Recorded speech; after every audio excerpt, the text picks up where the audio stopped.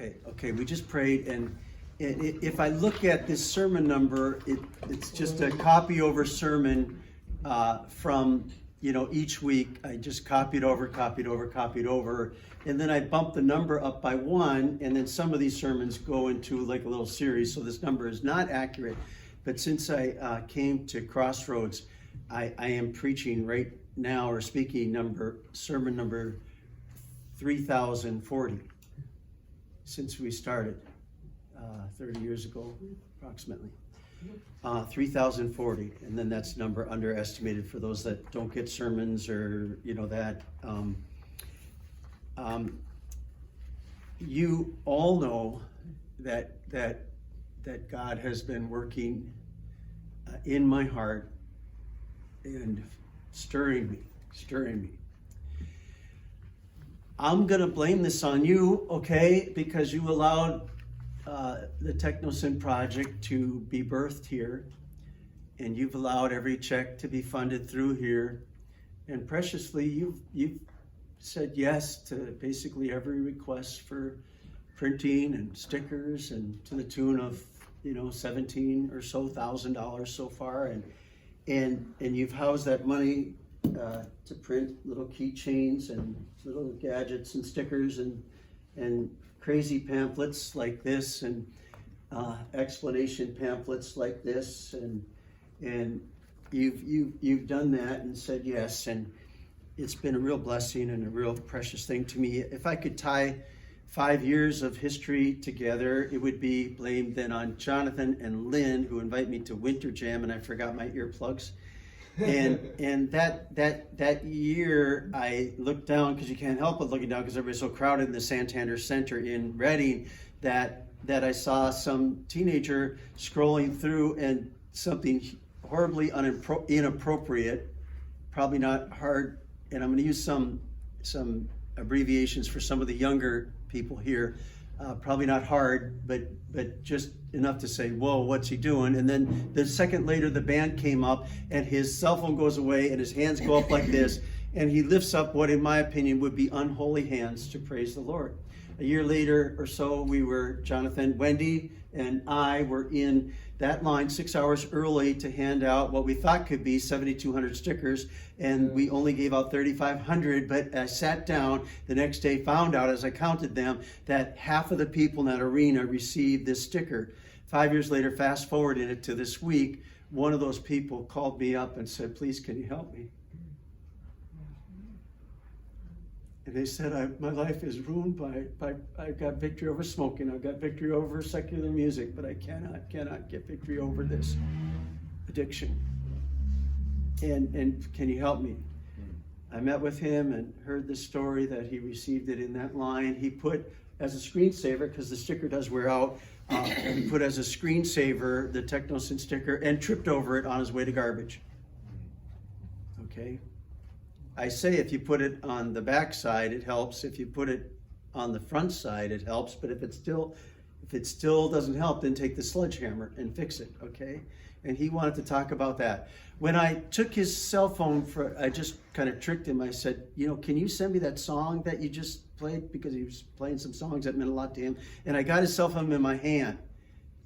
And he knew that I was threatening to take it outside to the big chunk of wood or the axe that would split that wood and smash his cell phone. I could see the pull of don't do that. It's kind of a neat experience that I've seen when Linda Hammer said to the kid next to him, that's your phone he smashed, and it wasn't. I've seen kids go through angst over this little illustration of me coming down the aisle, spinning around on the Segway, Googling, then renting the cell phone and giving the $20 bill and putting the kid through, he will earn it. He will earn this money because it is going to make an impact on his life. Okay. I saw this Friday night, and I'm trying to give you fresh illustrations with a children's concert, and 5 teenagers that I have a picture of, and I'll know you with someday later. And I just asked him on purpose, what time is it? And you'd think I was in the Old West, because every one of them went like this with their cell phone to look and see what time it was. one of those people in that group was pictured in the website with the class that was just showing off all the stickers. They said, we got one of them. And this is what has happened in my life just this week, talking about it, and I could bore you with many illustrations. I'll just give one more, and then I always lead into two more and three more. But I went, to this seminar on Protect Young Eyes and about dealing with children, and it was what I expected to. It was excellent. But for the concerned parent, it is an absolute jungle to even try. And Kenny, you can douse the sound on that, and then she'll know it's working. Please ignore. But if it's up and running, that's fine. Just to try to navigate this, I'm gonna tell you that, parent, look out. It'll be the ride of your lifetime, and if you're not techno savvy, look out. That kid will be ahead of you. And if we can't win his heart, and that's the whole nature of my project, winning the heart, then it won't matter what you try to do. Okay? And so here's my illustration. Dad, can we go swimming? Yeah, son, I'm a good swimmer. How old are you? 9. 9. The kid's 9 years old. He says, can we go swimming? And so Dad says, we can go swimming. Where are we going swimming? Well, here's what we're going to do. We're going to take a plane ride to one place, then you're going to take a plane ride to another place, then you're going to take a taxi ride to another place, then you're going to walk through this amazing place to this amazing swimming hole. And the 9-year-old says, I have two questions. One question is, how come we're taking the plane ride and only I'm taking the next and the next and the next? Oh, and Dad, where are we going swimming? Well, we're going on the first plane ride together, but then you're on your own from there. We're going to the Amazon, and you're taking a taxi cab to then walk through the jungle to the Amazon little tributary that has piranha-infested waters, but it is a great swimming hole. And he's looking at me like that. And I say, that's the internet for most of the parents in this culture. And they are giving their kid a gun to shoot in their head. Before it shoots them in the head, it sucks their brain out and they become robots. That's what's happening in our culture. And for the parent that's concerned, he's still going to go swimming because the internet's here to stay and screens are here to stay. More screens on the planet than people. And so it's here to stay. And to help your children, to help your grandchildren, to help the children in this church, you have to still go to the piranha-infested waters. However, you're going to try to make it like a shark cage where you go deep sea shark viewing in the cage. That's the best that the concerned parent has to do if they're going to say, you can have this smartphone, which is really a dumb phone. And so God's doing something in my heart. To hundreds and hundreds of people, I said, ask me what I do for a living. He said, okay, what do you do for a living? I say, I smash smartphones with a sledgehammer. And they look at me, I said, it's the most exciting thing I've ever done in my life. And then my wife says to me, Gary, you're lying. So I changed it. It's not what I do for a living, as in money, I do it to live, because it makes me come alive. To give people the gospel, to give people a local church, to give people a helpline, to give people a method of sanctification where, and I keep on reaching for my cell phone, where one has said to me, this is a living message on my phone, this little gospel tract. It lives. It lives on my phone, and it speaks to me every time I touch it, and I want to touch it at the right spots. And when I tempted to not touch it in a right spot, but to touch it in a wrong spot, they said, I start praying for my hit list. What's my hit list? It's the people that I never think would get saved. And then God just arrests my passion and my will, and I start praying for people to get saved that I don't think would ever get saved. The people that I cry if they come. The future mother-in-law that says, I am Catholic and I would die Catholic. And she needs the gospel. And so I start praying for those people, and I've got a hit list. And so that person says, please, don't stop. To another person I met with for breakfast this week, and I'm trying to get fresh illustrations here, but he's a lost guy, very sincere Vietnam vet guy, tough guy, real deal guy. I have more appreciation and respect for him than some so-called Christian, many so-called Christians. But he said to me, and I can't repeat it here with young or old ears, so I'm just going to do what the newscast has to do. I have to bleep it out. I'm going to wait.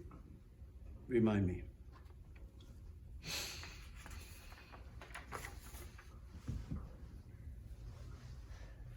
Please remind me. I have told you that I've told you more than I already know. I have to update the more than I already know part because you are my family. And I have told you almost more than I already know. You recall Barry Redding coming in here. I call him Barry, Indiana. I call him Barry the Builder. He's got a genius brain for building and renovation. And he came to the church and he looked at that wall and that idea of going through that wall with the glass and separating the buildings. And he thought on one slab to do something we can afford, pay cash for it. It would be a great idea. I'm meeting tomorrow with the township regarding this. He also came to my house and looked at something structurally, and he also came to New Jersey, to my daughter's house, who's invited us and her husband to come and to put a little addition on, 27 minutes away. I'm 7 minutes away now, 27 minutes away in Bloomsbury, New Jersey. And she invited us to come and to renovate their basement. He goes down in the basement, looks at it, and starts calculating to go through this wall with windows and access and darkness and low ceiling heights. And he says, and then he starts marching around the house and he says, you'd do much better sight and sound and separation and father-daughter and future value for the resale into, that if you put a little addition on of a small missionary hut, just a little man in Dorinda Cave, okay, as a mission base. My wife cried when she heard that because she's willing to go anywhere. She's not only with me, she's ahead of me. And she cried when he talked about above ground as opposed to below ground. And I told you more than I already know. And so then there's this Lynn Hammer that knows a lot and most of what I told you and more. And he said the things that haunt me, Pastor, you just got to make a decision. Another pastor we've had come preach here, who's tracking along the same lines and wants to start a church, is called to start a church, but has been doing this and doing that related, and he's still saying a year later, God's called me to do this, and his friends are saying to him, then why don't you just do it? And now he's just doing it, okay? And challenged me to just do the same. And then I'm out with breakfast with this agnostic, and I said to him with passion, I said to him the illustration of the guy in Wisconsin that when he's tempted, he just starts praying for his hit list. And I told him, you are on my hit list, like number one. And he looks at me and he says, without that Bible, you got nothing to stand on. I said, That's all we need. I said, guilty. Guilty. And at the end of that breakfast, he pulls out a $100 bill and gives it to the Technosin ministry, saying, I don't believe in everything that this is about, but I think it's a good thing. And I walked away saying, God, if you could do that, Lord, you can fund this thing. Praise the Lord. What's the plan? Well, if I steal a little bit of my daughter's electricity, I can plug in my Segway and go across the street and annoy those neighbors like you would not believe.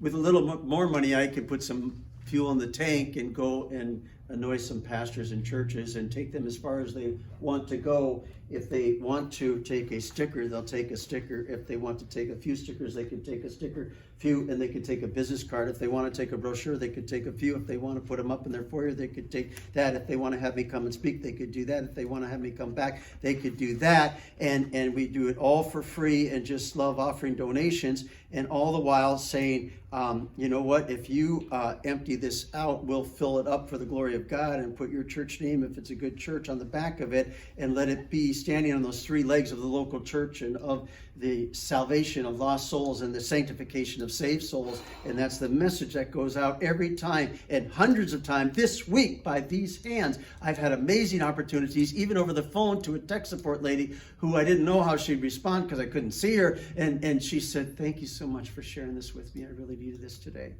To the person I just shared it with, and I was just giving her my story, and she was sitting there, and she said to me, my 7-year-old has been playing a game where they build certain rooms, and it was a room that she got into, and it was complete garbage. And between 8 and 10 years old, how old are you? 9. Kids are statistically losing their VV. It's a made-up word. May fly right over his head. It's visual virginity. And it's destroying their brains.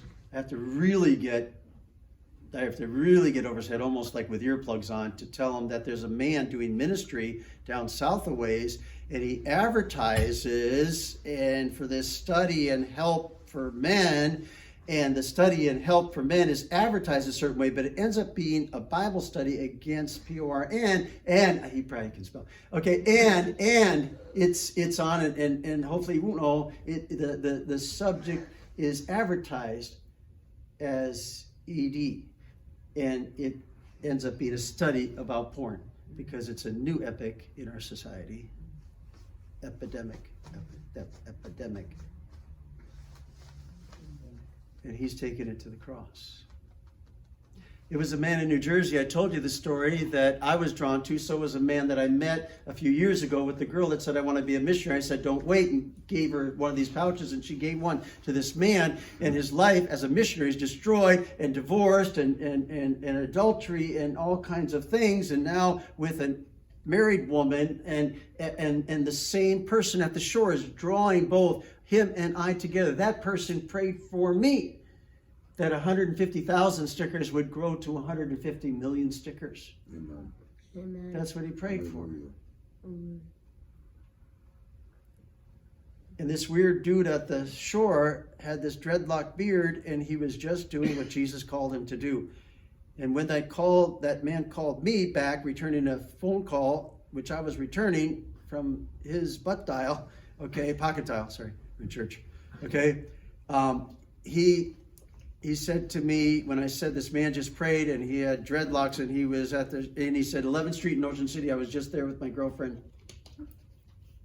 And I said, what would draw him and me out of 10,000 people and lots of cotton candy to this weird looking dude with this I love Jesus, Jesus save sign, and this ask me to rap sign, and don't you dare do it, or I'll do it right now, but I can't.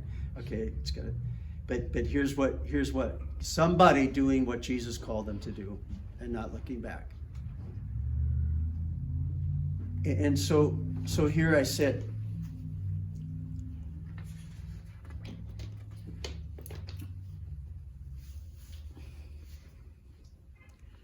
So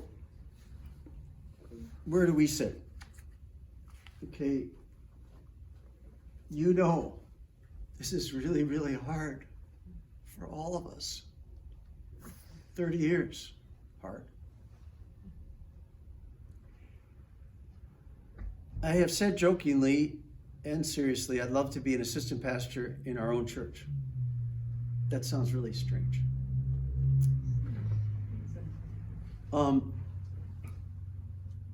In church transitions, there's a litany of disasters.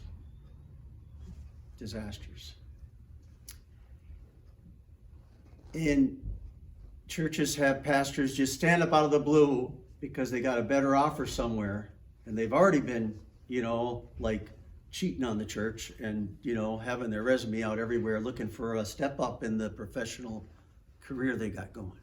Okay, I'm not being critical. Yes, I am. It's sarcasm, one of my spiritual gifts, okay? And so there's that. Then there's the moral disaster of shock bomb wave. I've experienced that in New Jersey and in Pennsylvania, different places and people close to me. And wow, look out, church. Okay, man, transition time is a scary time. And so there's the one, I labeled it on my outline, Gonzo. And the pastor would say, God luck on this way out. He would drop the O. He would say good luck, just secular. But he would say God luck, okay, and be off. Then there's the stay and hover option where the senior pastor becomes the pastor emeritus and becomes the mentor of the new pastor, and he will mentor that pastor. In fact, if that pastor deviates one freckle from all the 57 cardinals of the faith, okay, he will be quick to hear about it because he's got all kinds of antennas in the church and they're connected to him, not the new pastor. And this new pastor can never get off the landing spot because he's not really the new pastor. It's the shadow of the old. And he's hovering over. That's number 2, the hover. So I've explained Gonzo and hover. Let me give you the Pastor Becker thought of assistant pastor in our own church, okay? Possibility, okay? And so think about it too. It's called incremental departure. It has a sale of God grows it, which is tying a noose around my time and my neck. You know that, and I know that, and it's gone and likely verbally sold at this point for a spring handoff, soft handoff. Interesting concept. I'm going to try to hand off every customer to the new owner, and that's an interesting thought for a church situation. Soft handoff. New Jersey Mission Base house sale. This is big stuff. Social Security at 62. And since the inception of TechnoSense, Crossroads Baptist Church has been accountable and has housed this project. So I blame it on you, okay?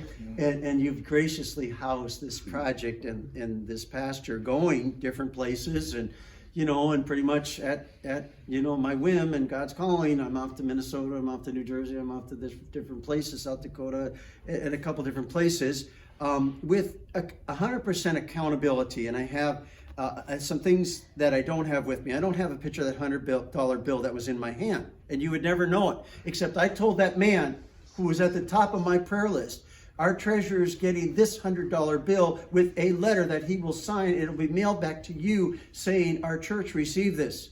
And that's the one way that I found that I can handle cash, which I haven't handled for 30 years in this ministry, and praise God. And have not been accused of financial, his hand is in the till. If it's given to ministry, Lynn Hammer gets it with a letter and the people get it, and that's the plan, okay? And so 100% accountability with the finances. I have a couple of receipts for Herb saved and for Terry. That has been 100% TechnoSyn related, like when I took that guy out for breakfast who called me, and I paid for it on the church credit card, TechnoSyn related. It's when I went to New Jersey to here, and it was 100% TechnoSyn related. And I pulled out the credit card when I took the presenter, Travis, out to breakfast, and he chewed my ear off with this burden, okay? And so I put it on the TechnoSyn credit card. Lynn Hammer sees it come up after a couple weeks in the Cabela's bill, And he says, Pastor, is this technosim related? I said, yes. I said, but there's a catch, and there's always been a catch with every time I swipe that card, and that is this, that if it's not approved by this church body and it's administrative functioning financially, that I will pay that bill back, okay? And so that's the plan. But here's what I would like. I would like to be able to go across the street with a Segway and annoy the neighbors, or go across the ocean and give out at the Japanese Olympics technosin stickers in different languages, because at the last Olympics in Seoul, South Korea, something was given out by the tens of thousands free for the Olympics, free because it's at the Olympics, and something that wasn't quite as big as a technosin sticker, they gave out by the tens of thousands condoms at the Olympics in Seoul, South Korea, because it's a cesspool of trafficking and elite human bodies. And this is not the time for you to ask a question. What is it? So are you going to the Olympics? Why? Why? You want to come with me and help me hand out stickers? We can talk about that. But it's going to be the teenagers and the preteens that take this on. I'm convinced. And I tell teenagers, you'll either serve God with that phone, or you will serve the devil with that phone, or what the devil doesn't mind. Little bit of both. One hand, 1 foot in God, 1 foot in Bible app and garbage stuff in the next swipe. And in Proverbs it says, he goes to the door of the strange woman. And fast forward thousands of years, and the strange woman comes to your door. In your face. Not even asked for. So what could this look like? Well, it could look like Pastor Becker would help and assist in several ways in the help of finding a new pastor. What would they look like? Well, that would look like a similar salary budget for 2020, but in the first 6 months, something comes out of that salary, like $100 here and $100 there. What would that be? That would be the honorarium for a guest speaker because I'm gone. But it would come out of my salary, not out of an additional church increase in need of finances. When we say, here's through the pulpit committee, a person and a young family that we'd like to have come in, maybe drive in, then a little bit more would come out. Maybe fly in, maybe a little bit more would come out to help support the finding of a new young church leadership for this church. Then in 6 months or in July, Lord willing, everything goes great, there would be a chunk coming out. What's that chunk coming out? Well, that's pastor on Social Security and a chunk coming out of salary, maybe some reevaluations along the way. As the church would find a candidate by asking him a zillion questions and finding out, we don't want the Pastor Becker clone, but we're not drifting too far from what we're familiar with. And we are looking for actually the not too pastor. He's not too legalistic, and he's not too liberal. He's not too King Jamesy, and he's not too whoever. He's not too Calvinistic, and he's not too Arminian, and he's not too stuck on just this certain music and just this certain dress and everything, and he's not to look out the latest. And I know you're looking at my new hairdo. It was the guy who thought I was Puerto Rican, and I wasn't. I told him at the end it was too late. He was giving me some sort of something. I don't know what he was doing, but next time it'll be better. I showed my daughter, and she said, I don't even think I can fix it, Dad. Okay, but anyway, okay, so, but we're going to get the not to, okay?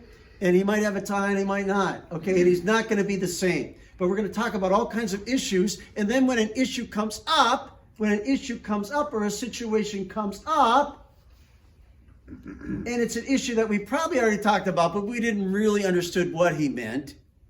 And now the drum set is not just in, but it's being played.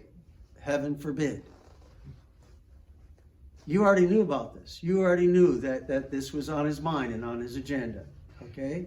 And it wasn't hidden. You already knew that he wasn't going to wear a tie every Sunday. You already knew, okay, because we talked about this. In fact, we could go through the doctrinal statement and rate from 1 to 10 different issues and see just how important each issue is to this church body, this church family, and this church history. And I could help through this process of finding a new pastor.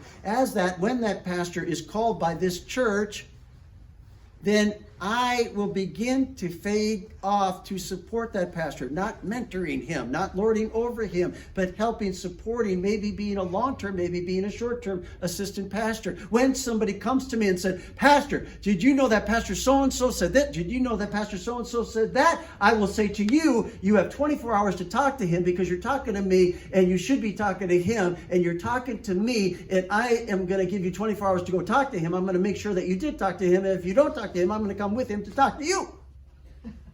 And you get the point very well that I am not your sounding board. And that if it's a moral issue, you've already followed the scripture and you've gone to him alone. Then you go with 2 or 3 witnesses, and I don't need to be one of them, but I could. But somebody needs to be a witness of the next confrontation, not necessarily the offense, but witness of what happens. And then follow Matthew 18. Okay, not follow me. Or, and I would say to this new pastor, I would say to the church, this arrangement of Pastor Becker being kind of the calling pastor and the techno-sin pastor and the fill the pulpit when needed pastor, when he's available pastor, but not on a long-term thing where I can't schedule things because I got the Sunday school series going for 8 weeks in the first part of, and I just feel like there's a freedom needed for what I'm going to do. It's a freedom that I haven't had because of God grows it and not actually because of this, that I can just be gone and maybe take a one-way flight to $29 Frontier Airline to Kansas City and park with Mr. Staub and go see every pastor around, every school around, and just see what could happen in that hub, and then fly to Florida. Or if my wife says, hey, honey, I miss you, fly back. No, okay. I don't know what. I don't know where. All I know is that I believe that I have something in my hand that everybody on the planet needs that has a pulse. Because they're cranking something in a third world country. It's a generator for people with no house and no food, and they're generating juice for their cell phones because they have a smartphone, but they don't have a house and they don't have food in third world nations. This is what's going on in our culture. And I would like to I believe God has called me in a unique way to be one voice and one person standing against a tsunami of effect on our next generations that is changing our culture completely before our eyes as it is flushed down the moral toilet bowl. But there is some wonderful things on the internet. We're calling it techno-sin. Technology, yes, but sin and garbage and wasting time, no. And so at the desire of the church or the desire of the new pastor, I could, just be part of the crossroads, as close or as far as you want me to be a blessing. To be a blessing. This is an idea that I've run by a few different pastors that are very familiar with church situations in transition, and they have said every situation is different. And this one is pretty unique.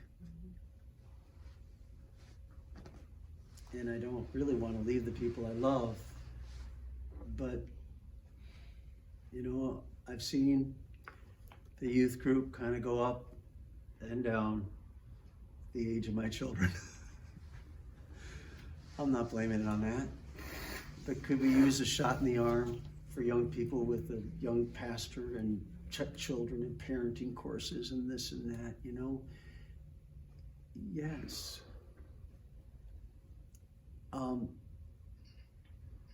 I would love to be part of that wall coming with glass. I used to say coming down. Now I think glass is way better indoors because this could be overflowing. It could be a separate building. There's 10 reasons why. I would love to be, and on Monday you're going to, hear about what happened at the township with the township engineer and the township zoning officer with a few key questions to see the possibility of that. Okay, I'd love to be part of that.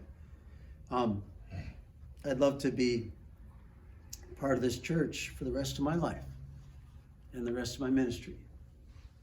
But I believe, as you probably aren't, none of you surprised by most of this discussion, I believe you sense something happening in my heart that I can't stop. I can't hold back. I can't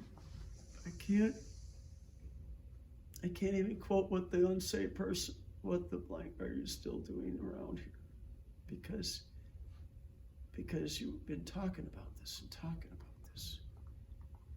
And I would cherish the day where I just do it. It might be that I do some fundraising and say to people, would you just do what I do? I give $20 to a kid, and and I usually say, if I'm not in church, he about pees his pants, okay? With what he goes through, with thinking his cell phone's going to be smashed, and it makes an impact. No pun intended. It makes an impact on his life. And I'm not putting myself on a pedestal, but I sat through great presentations to parents and teenagers and that. And I thought, here they charge $3,000 to come for 4 presentations and then a little bit of access to different areas of the website that you can get most of it for free. And I'm thinking, wow, $3,000. And I would like to do this for free to any church of any size at any time. And the outlines that he gave, and I'm not being proud, but I'm into this subject. If they asked me to fill in, I could do it with 1 hour preparation, because all you do is lean on the technological expertise of the website and all the designers, and you just kind of are the mouthpiece for a little touch of to try to bless them, but I look for, and I'm not criticizing. Yes, I am. I'm not being critical. I'm just saying this guy had a great presentation. But like Pastor Becker has a little mojo juice that God put in him of like make every point completely memorable, for like ever. And this is what I joy in. This is what I long for. And I've seen right now I have no invitations to speak, none, 0. And I've been so busy leafing. I've been so busy mowing. And I've been so busy pastoring. And I have 3 full-time jobs, okay? And I can't do 3 things. I am so excited about yesterday. Yesterday was my last leafing project that I know of. And I climbed the leafing mountain.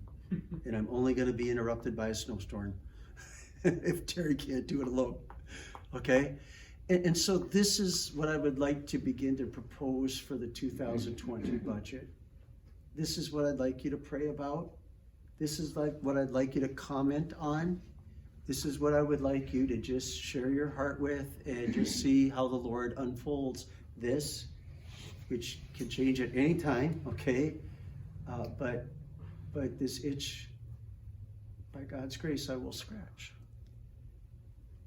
When I came home from Minnesota, took that picture with the technology reflection of the apple into the Bible, I came home saying, you gotta. If you're gonna say to complete strangers that you're praying and fasting about a life and ministry change and transition, and you're gonna give somebody a sticker in the middle of nowhere, then you gotta do this with all your might and all your passion and all your soul. And so you gotta. And so I came home with that, and then known to you and somewhat unknown to you was I've been just before the Lord saying, Lord, stop me. And it's scary to have 2 real estate agents say, well, if we price this to sell, and I'm like, oh, don't say that. If we priced it to sell. Like, this is big. And then this little mission camp thing, makes my wife cry she would love to have that, and Lydia would love, and Omar would love that. And so, we have a plan figured out. If I need some money that I put into the building of this, then he'll give it to me. If I don't need the money, he gets it when I croak, okay, in real estate value. Okay, so that's kind of the thought, and we'll have a couple contingencies and bailout plans, but this is the thought. Can I pastor from 27 minutes away? Yes.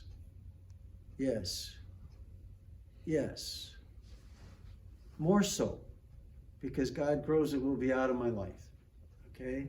and I'll have a lot of time recovered. Okay, and so this is my thought. You know, when the new pastor says so and so, I gotta say really nice, graduated to heaven, and the family would really like it. The new pastor says to me, the family would really like it if you would do the service for their funeral.